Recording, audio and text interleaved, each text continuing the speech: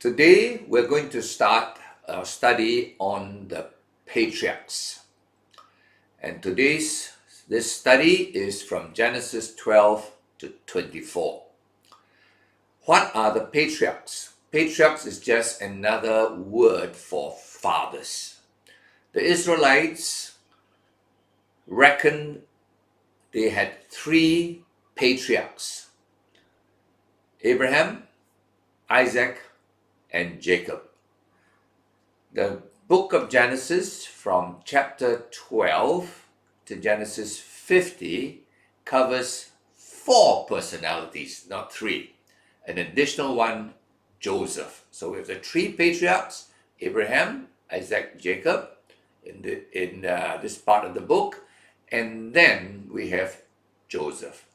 Strictly speaking, Joseph does not qualify as a patriarch.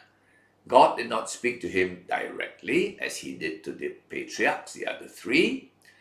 He only was led by God through dreams and interpretation of dreams. Now, in this way of studying, in this part of our study, we are going to look at the lives of these four men. So our focus now is changed. Earlier on in Genesis, we studied the universe, then the world for thousands of years. Now the spotlight is on one family, 4 generations of them. And the way God is going to teach us truth is by telling us about their lives. So as God tells about their lives, we study their lives. We are using a method of study called the case study method. Now today, when you go to a top university like Harvard and you enroll in an MBA course there, you study case studies. Case study of a successful CEO, or case study of a company, why a company does well, or why it does badly, or case study of a country. So we have found in the way of education, field of education, that case studies are a wonderful way to learn lots of layers of truth about something. You could study the case study in a very superficial way and see just some big truths. Then as you study it deeper, you see more truths. And then you can go very, very, very deep to study really tiny little, fine, very deep truths. So in other words, the same case study can be used by different students studying at different levels. So that's why the Bible is a book that people who are new Christians could study these 4 lives and learn something, or people that want to be scholars and study one aspect of Abraham's life and come to very deep truths. So at this point of our study, we are just going to look at some important truths in the lives of these 4 people. Now let's look at a time frame. The patriarchs, like Abraham, he lived at about 2000 BC. 2000 BC is the time when the great civilizations of the world came about. China, Indus Valley, India, Egypt, right? So basically after the Tower of Babel, they spread, they went to some rivers where there was fertile land, and then people started to build civilizations, all right? So 2000 BC, Abraham. Then we call that the age of the patriarchs. And 1500 BC, we call it the age of the prophets. People like Samuel would come in at this time. Then 1000 BC is the age of the kings. Of course, for the sake of remembering the P's, patriarchs, prophets, instead of saying kings, we say princes. The princes, 1000 BC. King Saul, King David. Then we move on to the priest, 500 BC. Because at 500 BC, Israel was in exile. There were no more kings left, no more princes left.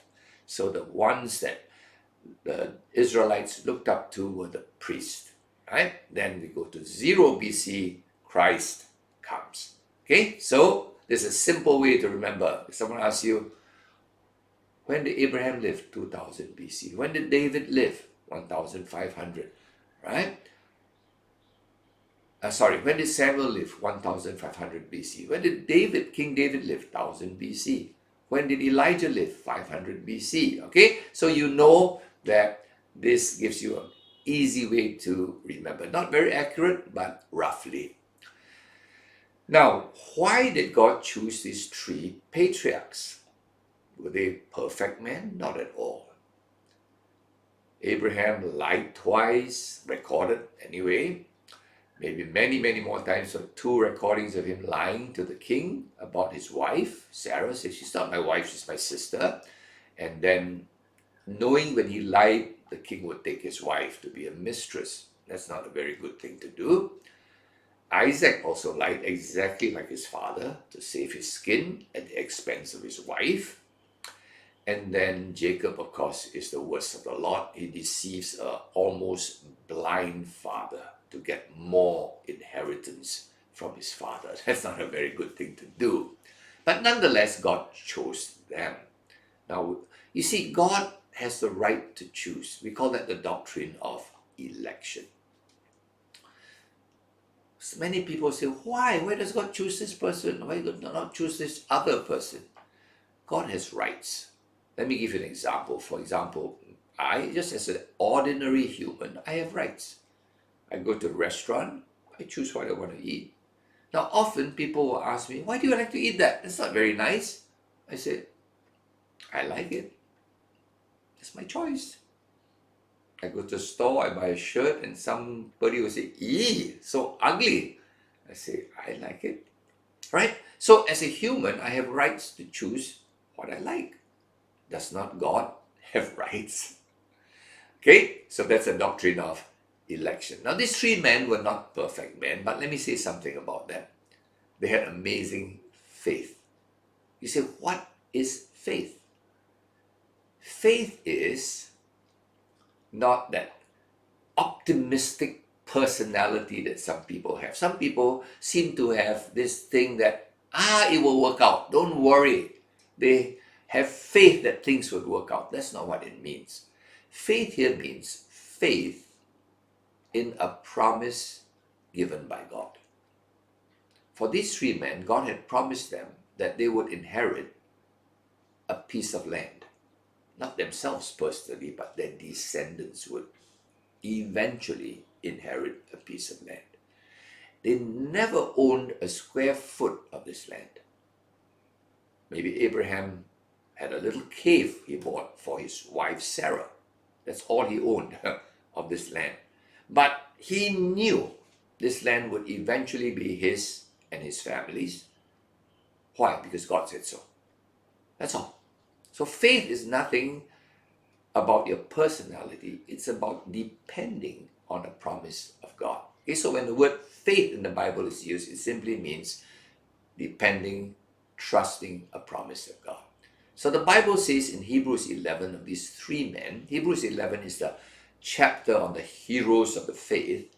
It says these 3 men died in faith, never having seen the promise. Why did they believe it? Because God said so. Very much like, for example, me. I know I'm going to have everlasting life. How do I know that? Do I know what everlasting life is? No, I have no idea what everlasting life is. It's too long. My brain cannot picture so many years.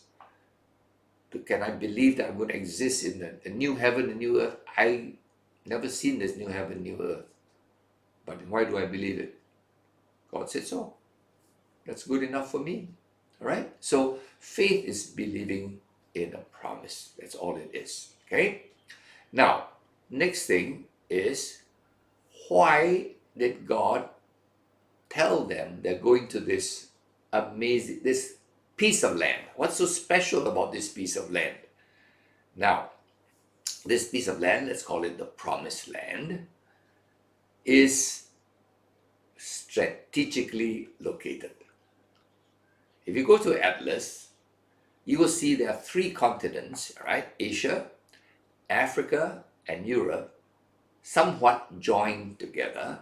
And if you look at the hub of these 3 continents, you will see a piece of land which is Israel today. It's like a hub with 3 spokes: Asia, Africa, Europe. And so, if anybody wanted to go from Europe to Africa, he would have to pass this strategic piece of land. If he wanted to go from Asia to Africa, he would have to pass through this land. It is like you have to go through this place if you want to move from one continent to the other. Right? Now, at the time of Abraham, at the time of the patriarchs Israel in the Bible, the 3 populated continents were Asia, Africa, and Europe. Americas were very sparsely populated. Australia was very sparsely populated. So these 3 continents contain the bulk of the population of the world. And so, if anything wanted to travel from one place to another, this would be the strategic place, right? So, eventually, God's truth would come out from this place. And how's the best way to spread truth is start with a strategic location so that truth could spread to the gospel, eventually could spread to Africa, Asia, Europe, and it did, right? So this piece of land is strategically located, this promised land, because God wanted this place to be a place where truth is given, where truth can be shared. Now, if you look at Israel, it's a very tiny place, okay? It's about, the present size of Israel is about 30 times the size of Singapore, and Singapore is so tiny. Now, not only is it tiny, but it is a very compact piece of land. There are snow-capped mountains, there are deserts, there are deep depressions like the Dead Sea, one of the deepest depressions on earth. Snow-capped mountains and deep depressions. There's all kinds of climate, all kinds of vegetation. In fact, at the time of Abraham and the Bible times, all kinds of animals there, right? So it was like a world in miniature, okay? So this is the promised land. And this is the stage at which we are going to see a lot of things taking place, okay? This strategic little piece of real estate is literally the stage for most of the things you're going to read in the Bible. Okay, let's now come to the life of Abraham. Chapter 12 begins the life of Abraham, so focus on one man now. Abraham was 75 years old when God spoke to him. He lived at that time in the city of Ur, U-R. Ur is in Mesopotamia. Mesopotamia, the word meso means between. Potamia means the waters, a river. So this is, the word hippopotamus, animal that lives in the water, the river. Now, so Mesopotamia is the land between the Tigris and the Euphrates River. 2 massive rivers, okay? And very fertile land. If you check in Google, you'll find that at the time of Abraham, about 2000 BC, was a very sophisticated city. Amazing. There were brick buildings, nice houses, even running water at that time, 2000 BC.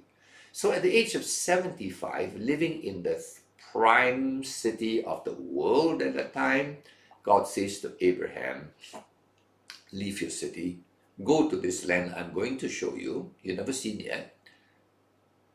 What? At 75, you call Abraham out from this beautiful place at this age to go to a land he's never seen, to live in tents for the rest of his life, And yet, you know what Abraham did? He obeyed God. God said, go, he went. Now that is amazing.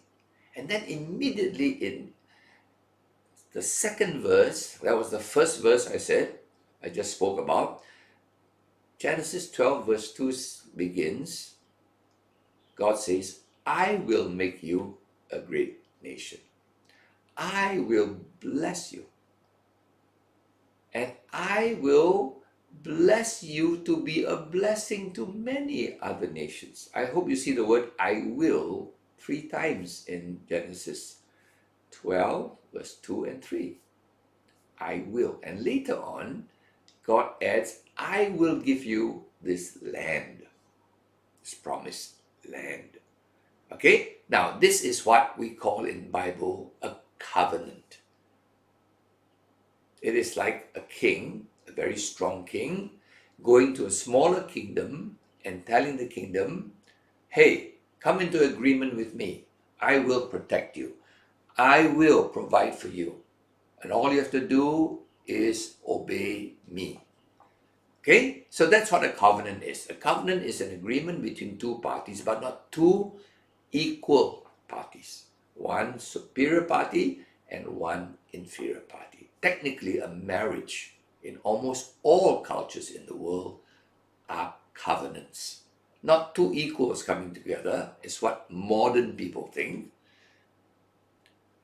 Marriages traditionally have been a man taking a wife. A man saying to a lady, I will provide for you. I will protect you. And the condition is you will be my loyal wife. That is the condition. All right? So you are going to see a covenant, and you're going to see many times God makes a covenant with Abraham, then he makes a covenant with Isaac, he makes a covenant with Jacob. All right? Basically, I will be your God. You will be my people. Okay? So this is a covenant that God made with Abraham. I will. Like a marriage. Man says, I will. I will. Okay? Now, in a marriage, we have a token of a marriage. I wear a wedding ring. This reminds me I am married. The token for God's covenant with Israel is circumcision. The skin of the flesh is cut off, and every time a Israelite boy stands up to urinate, he is reminded he is in a covenant with God. He has to obey this God. All right? So this reminds me, circumcision is the token of the covenant that Israelites had. Very important to them. And then as we go on in Genesis chapter 12, shortly after this, Abraham builds an altar. What does it mean to build an altar? It means he sacrificed. All right? Don't build an altar for nothing. You build an altar to sacrifice an animal. And Abraham built an altar, and the Bible tells us 3 times he built an altar and he sacrificed an animal.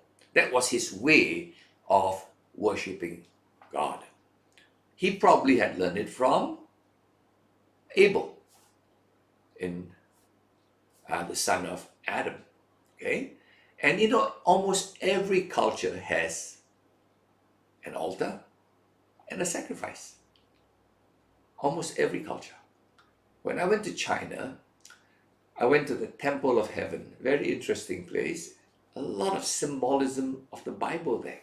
The roof is 3, number 3. And then there are a lot of number 12s around. And then there was a very significant altar made of stone.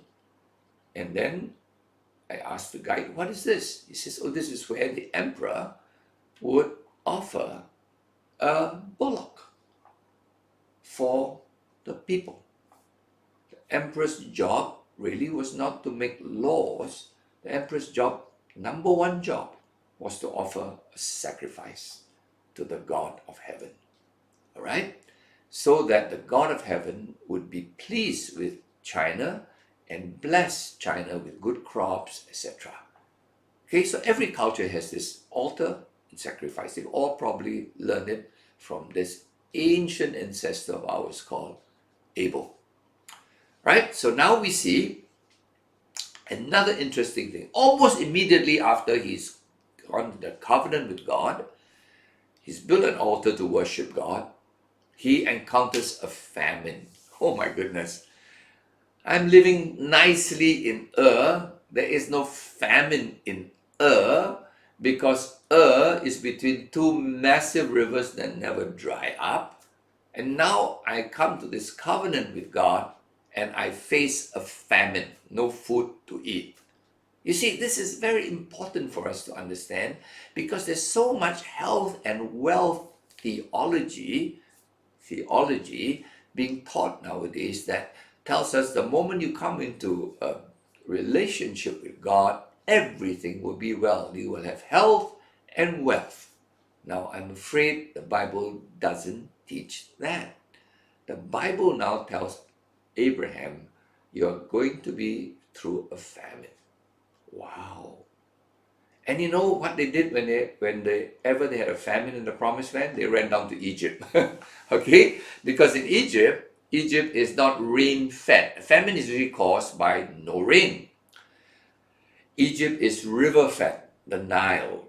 And the Nile never dries up. So you'll find they run down to Egypt. And when Abraham runs down to Egypt, he realizes that he's got this pretty wife of his, Sarah, and she's so beautiful that, it's a way of the Egyptians to recommend any beautiful girl to Pharaoh to be taken into his harem, among his concubines.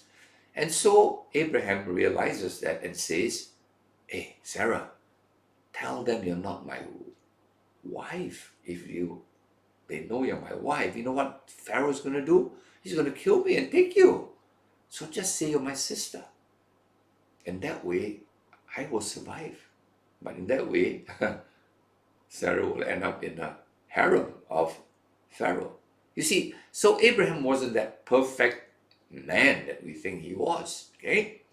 But nonetheless, he had something very special called faith. He was willing to leave at 75, go to this place, live in a tent for the rest of his life because he had faith in a promise of God. And God counts faith as something very important, okay?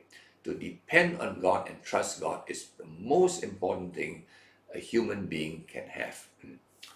All right, so we go on to look at the life of Abraham very quickly. We don't have to go through every story because this is not a PhD study, a case study. So, along the way, God promises Abraham and Sarah that they would have an offspring, a child, a son, to inherit that promised land.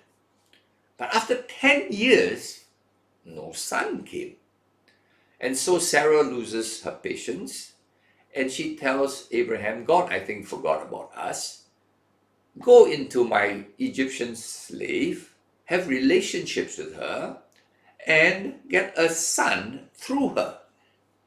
Because Abraham's faith had failed, and Abraham failed as a husband to take a stand, just as Adam failed as a husband to take a stand. And he obeyed his wife, so to speak. And he had sexual relationships with Hagar, and a child called Ishmael was born. Now, this is quite a significant event in world history up till today. Ishmael is the ancestor of the Arabs. Okay? And when Ishmael was in his mother's belly, Hagar's belly, God said, this child of yours will be a multitude, will be a great nation. That has come to pass. Today, the Arab nation is 400 million strong. That's a big family, 400 million. One of the biggest families in the world today. Interestingly enough, the prophecy of God on this child in Genesis 16 verse 12 says, he will be a wild man. That's the King James translation, wild man. But in other translations, more accurately, it says, he will be a wild donkey of a man. Because the word actually in Hebrew is he will be a wild donkey.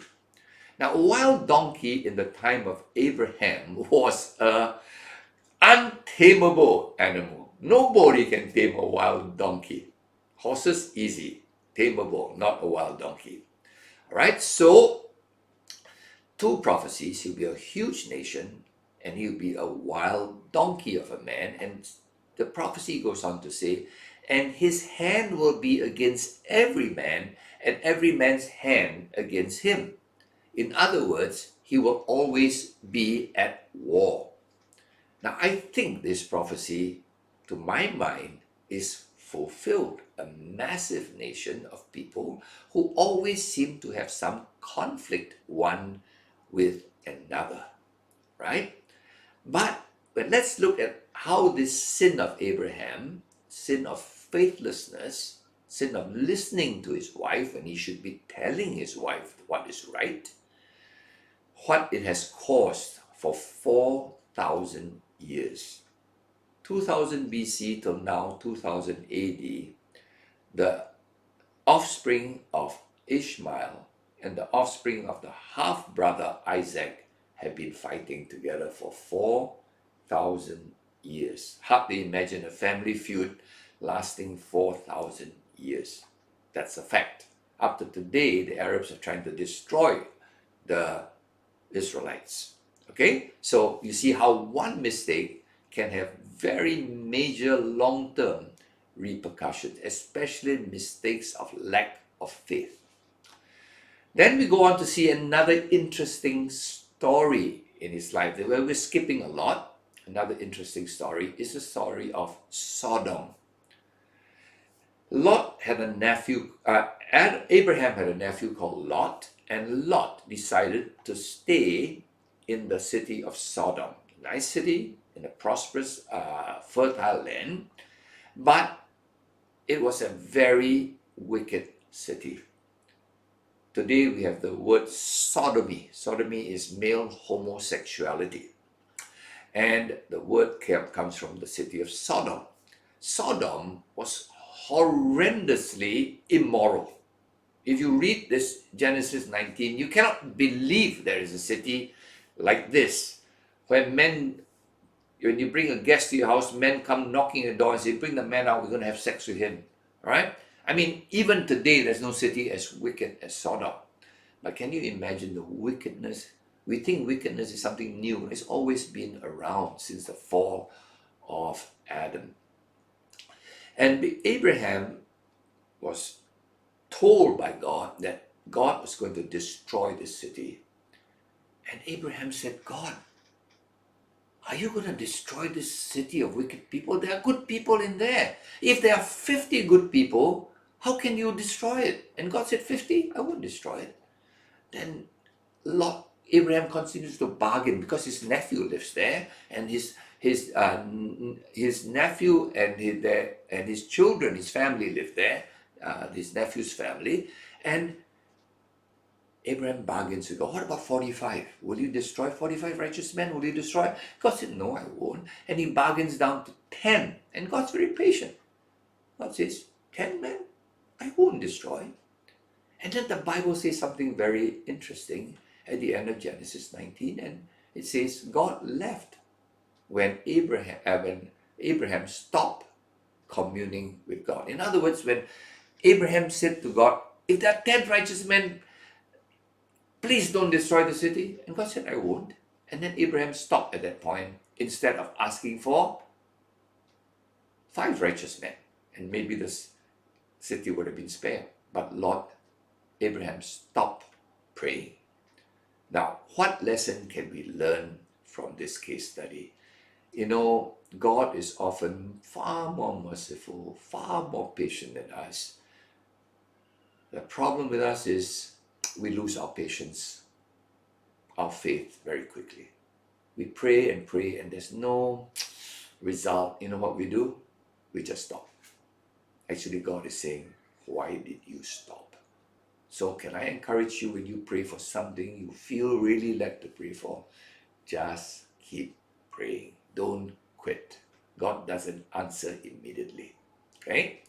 Now, so we see the city of Sodom, these awful things, and then we see one highlight, so to speak, and I call it the highlight of Abraham's life. And that is found in Genesis chapter 22.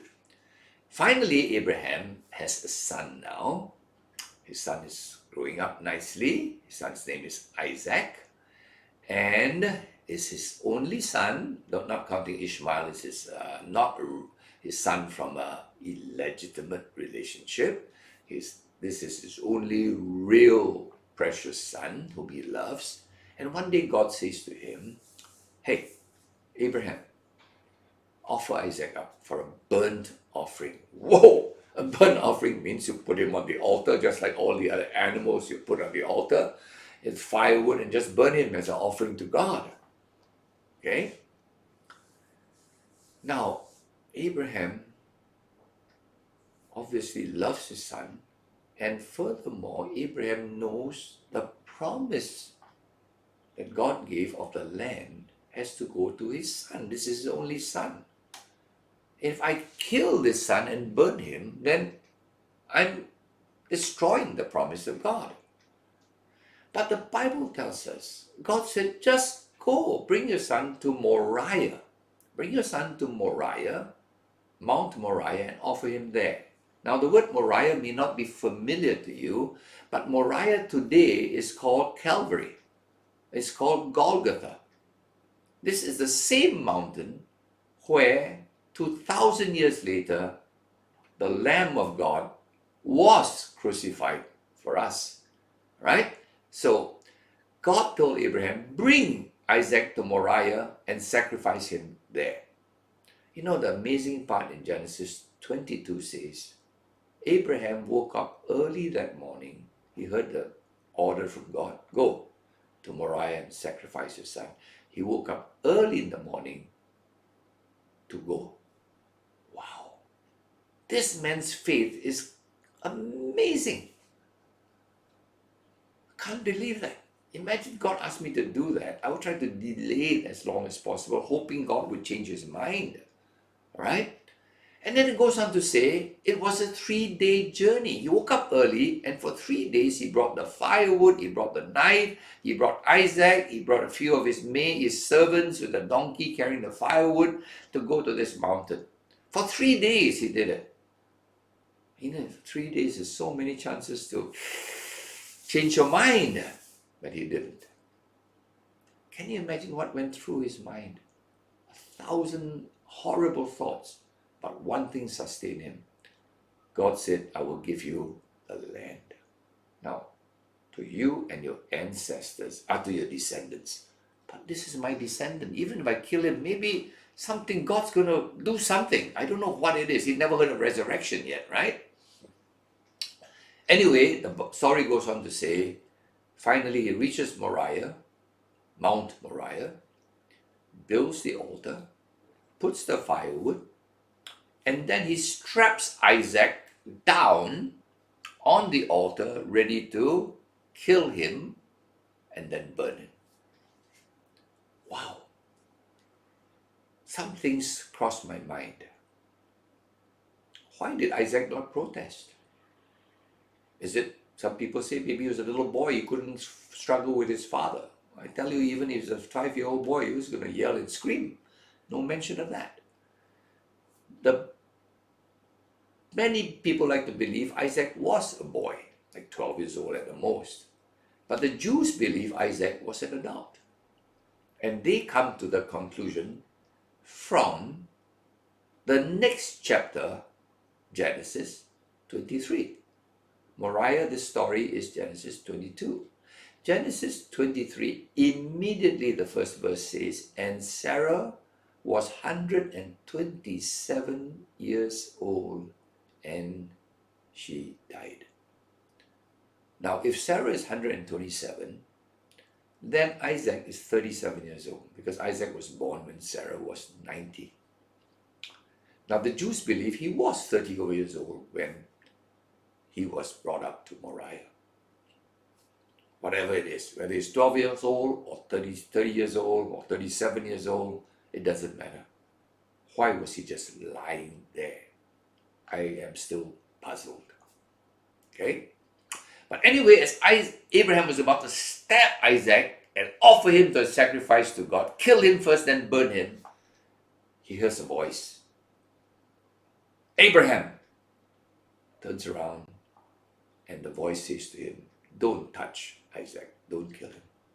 God has provided a ram for the sacrifice.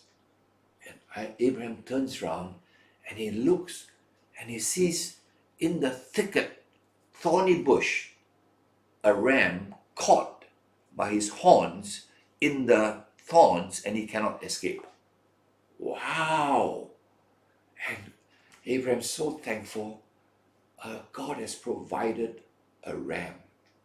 And he freed up Isaac, put the ram on the sacrifice, and offered that sacrifice of a ram, a substitute for Isaac. And then he called the name of that place Jehovah Jireh, which means God will provide. We always hear the term Jehovah Jireh, God will provide. Do you realize it came from this occasion where God provided the most important thing of all, his only begotten Son, to be our lamb or ram for our sacrifice. Right? So can you see here a type of the gospel? To me, it's perfect type. Wow. Abraham, like God the Father, giving his only beloved son. Abraham gives Isaac. God the Father gives Jesus, his only beloved son. Jesus on the cross, no protest. Unbelievable. And then Jesus on the cross, a crown of thorns. Wow, why the crown of thorns? Because there was a ram caught in the thorns by his horns. He was stuck in the thorns. Can you see the picture? And that ram substituted for Isaac. So many hints of the event 2,000 years later. Now, there are several questions probably in your mind. How did Abraham have such faith? Is it natural to have such faith? Maybe he had more faith than others. But I believe Abraham was already somewhat prepared by God. Abraham was 100 years old and Sarah was 90 when they had a child. Now, obviously at that time, Abraham was way past having a child. Sarah was definitely not beyond childbearing age. And yet when God told them, I will give you a child, they were miraculously provided with a life. Where did this child come from? Not from me, not from Sarah. We both are not capable of producing a child, but God gave a life. So I think when he went up to Moriah, he already knew this God. He had idea of who this God was. This God is amazing. He can give life. And if I stab my son Isaac, I don't know what he will do, but he can give life. Because Isaac had to inherit the promised land. So he couldn't figure it out, but he knew God can do things he can't figure out. You see, that is, I think, the way God prepared him. And maybe he had told this story to Isaac about how Isaac was born when he was 100 and his mama was 90. He said, Isaac, you're not from us. You're a gift from God. God does amazing things. We must trust this God. You see, to know God is the most important thing. And I believe Abraham and Isaac knew God because, they had this understanding of God. That's why we're studying this beautiful book, not so much to see what promises I can get, but who God is. And when we know who our God is, our life will never be the same. Will not be shaken, will not be troubled, not by events, because our life is anchored on who God is. So I hope this very quick study of Abraham's life will give us beautiful seed truths of who this God is and what he will yet do for us at Calvary.